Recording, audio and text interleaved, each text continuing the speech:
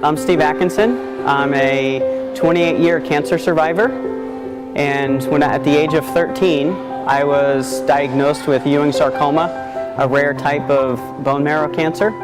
The program that we would go through was obviously the chemotherapy, the radiation, and then a bone marrow transplant. I was lucky enough that I had an identical twin brother, and so I went through a bone marrow transplant with my brother, and a lot of times in the past they weren't very successful with that, but I was extremely lucky that it worked out and that we were able to I was really able to survive because of my brother and that bone marrow transplant. So he reminds me of that every day, which is a great thing.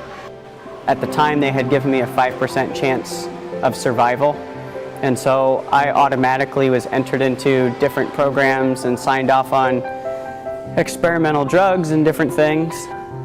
Thankfully, there was a lot of people that cared for me and were interested in my story and making sure of my survival. So there's so many doctors and nurses all along the East Coast that I wish that I could thank them, but I don't know who they are. And so now that I'm an adult, I found Relay for Life, and Relay for Life is part of the American Cancer Society, and it's a way for me to be able to give back to all of those people that have helped me. My name is Key, and I was diagnosed with uterine and cervical cancer when I was 4 months pregnant, and it was a pretty hard decision to make as far as either saving my own life or saving the life of my child. And I chose to save the life of my child and let nature take its course. I chose to go ahead and have her before I started treatment. And after I had her, we started with the treatments, and it was a tough course.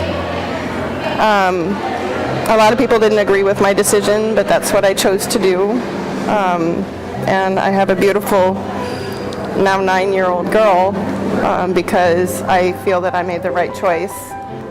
I started with Relay about 3 years ago, and the reason I Relay is because the money stays local to help families who need help with transportation and prosthetics and help with answers about what they're going through.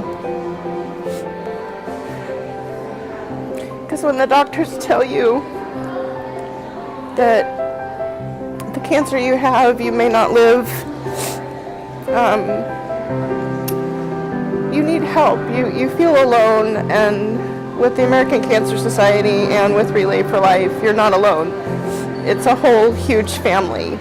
And when I come here, there's people that I don't know, but they still come up here and they give me a hug, and we all cheer each other on, and we raise money for hope so that people can have hope and have a future to look at. And so, Relay is just extremely important for me and for my family. And my daughter relays with me because she supports me. And a cure to help people that need it really badly, like right now, we could help them. I got involved with the Hillsboro Relay for Life after a year of cancer joining my family. In 2013, in February, my father was diagnosed with stage 4 gallbladder cancer, and he did not have a very good prognosis. We pulled my sister's wedding in by 18 months, and 10 minutes before my brother was supposed to get on a plane to come join us, he actually suffered a seizure and slipped into a coma for 28 days. At that point, we realized that he had a brain tumor, and it was also cancerous. So cancer affected the two of the most important men in my life in early last year. In September, unfortunately, I lost my uncle to pancreatic cancer, and in November, my mother and my sister-in-law were both diagnosed with breast cancer 3 days apart from each other. At that point, we realized that cancer ran in their family, and they did have the genetic marker because a grandmother, 2 aunts, 3 cousins had already had the disease as well. And what that meant to us was that my 10-year-old daughter now, when she's 16, she's going to have to be tested for the genetic marker.